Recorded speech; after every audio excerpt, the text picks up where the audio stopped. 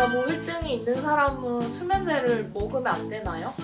정말 중요한 질문을 주신 건데 그리고 또 한 가지 많은 분들이 염려하시는 게 이런 거죠. 수면제를 먹으면 치매가 빨리 오나요? 물론 뭐 졸피뎀이 그런 부작용이 덜하다고 하는데 실제 네, 안녕하세요. 마음살롱 살롱지기 정신과 의사 이광민입니다. 오늘은 실질적으로 좀 여러분들한테 도움이 될 법한 이야기를 해볼까 합니다. 그리고 저희 전문 영역이기도 하고요. 약에 대한 이야기를 좀 해보려고 하는데요. 아마 수면제 드시는 분들 혹은 수면제에 관심이 있으신 분들이 꽤 많으실 것 같은데 오늘은 수면제와 관련된 이야기를 좀 전해드리려고 합니다.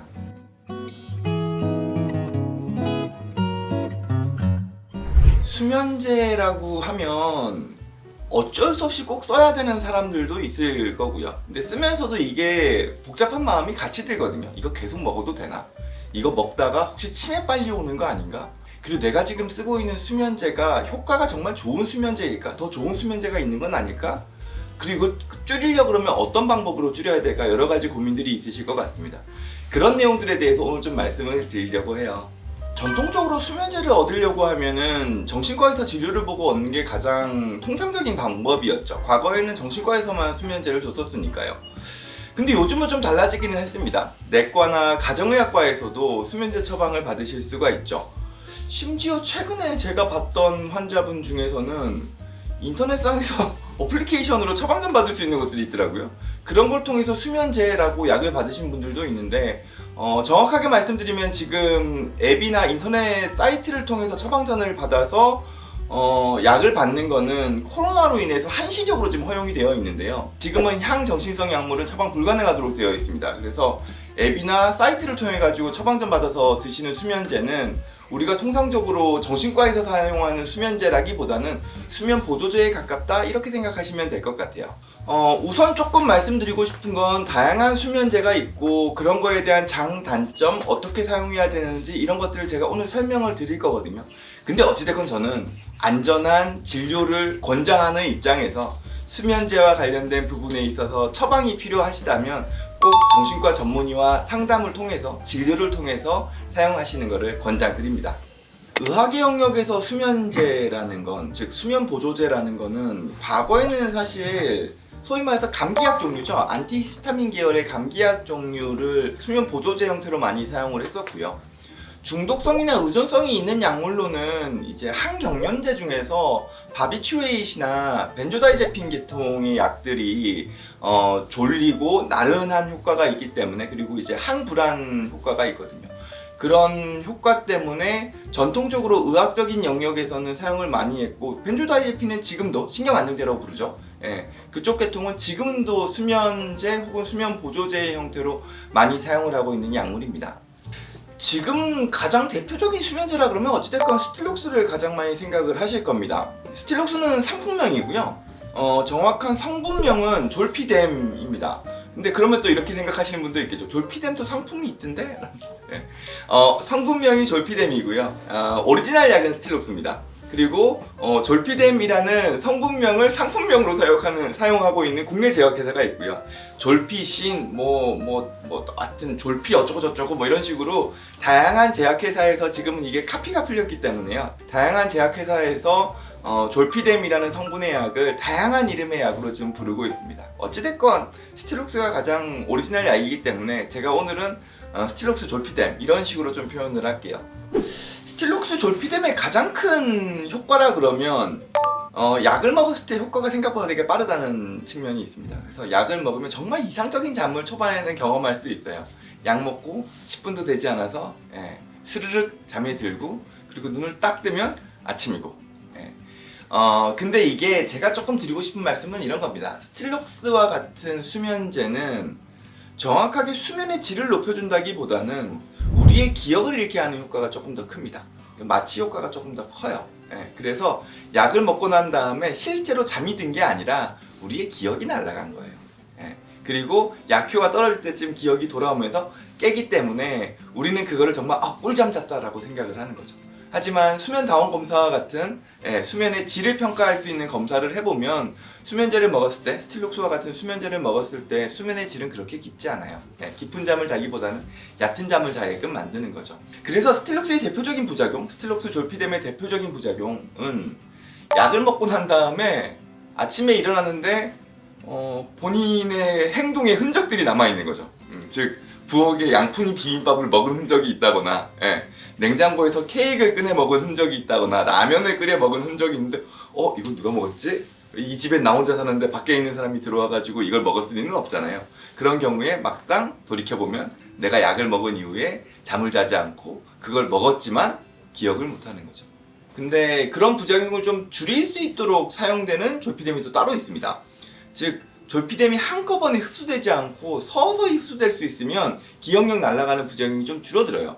그래서 스틸록스 CR 혹은 서방정이라는 이름이 붙으면서 졸피뎀 성분의 약이 들어가 있는 경우에는 약에 코팅을 씌워서 장에서 약을 서서히 흡수시키도록 한 약들이 있거든요.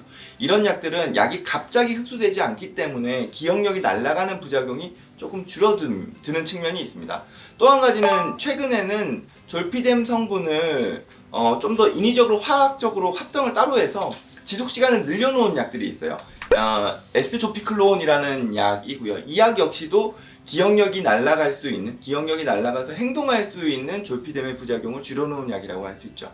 가장 안타까운 건 스틸록스가 상당 부분 남용됐을 때, 즉 통상적인 용량 이상의 약을 사용했을 때는 그 기억을 잃고 행동하는 부작용이 더 강해지는 측면이 있습니다. 그래서 심한 우울증이 있는 상황에서 스틸록스는 상당히 위험할 수 있어요.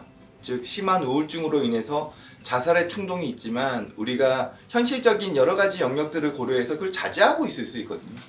그런 상황에서 졸피뎀을 과량 복용했을 때 기억이 날아간 상태로 자제력이 떨어지면서 극단적인 행동을 해서 사망에 이르는 경우도 드물지 않게 있는 상황입니다. 그렇기 때문에 졸피뎀을 포함한 다양한 수면제들을 사용할 때는 조심이 필요하고 꼭 전문가를 통해서 처방을 받는 게 중요한 게 그런 이유 때문이죠. 그럼 우울증이 있는 사람은 수면제를 먹으면 안 되나요? 그쵸, 제가 이건 놓친 거죠, 그죠?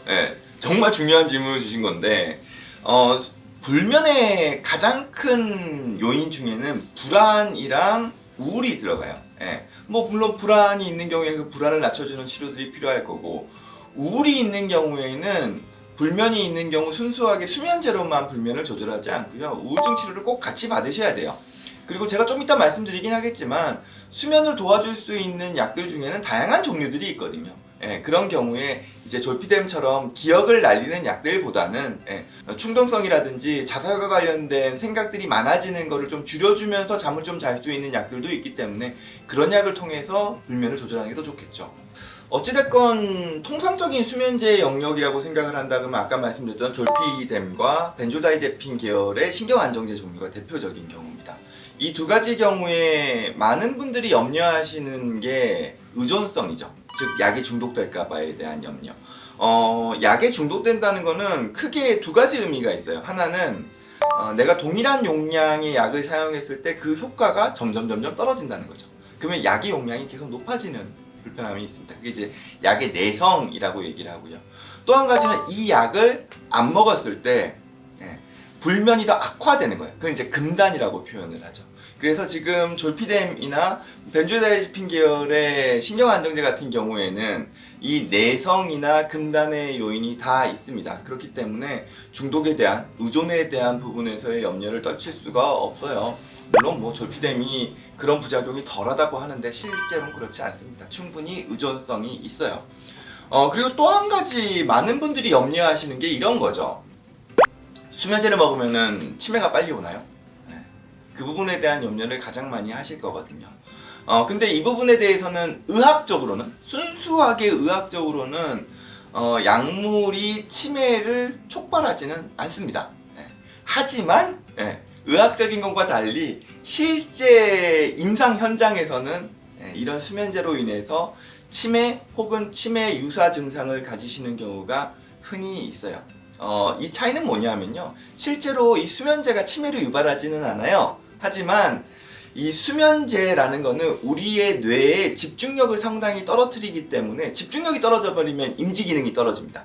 그래서 젊었을 때는 우리 뇌가 튼튼할 때는 수면제나 신경안정제를 먹는다 하더라도 우리 뇌가 잘 버텨요. 그러면서 일상생활을 하는데 크게 지장이 없거든요. 하지만 나이가 들면서 우리의 뇌가 약해지잖아요. 그러면은 수면제나 신경안정제를 먹었을 때 집중력이 급격하게 떨어지면서 인지 기능도 같이 떨어지는 문제. 혹은 심한 경우에는 선망이라 그래서 횡설수설하면서 사람도 못 알아볼 수 있습니다. 즉 중증 치매와 거의 유사한 수준의 증상을 일시적으로 약에 의해서 유발시키기도 해요. 그렇기 때문에 수면제 때문에 치매가 생기지 않는다라고 단정지어서 얘기하기는 상당히 조심스럽습니다.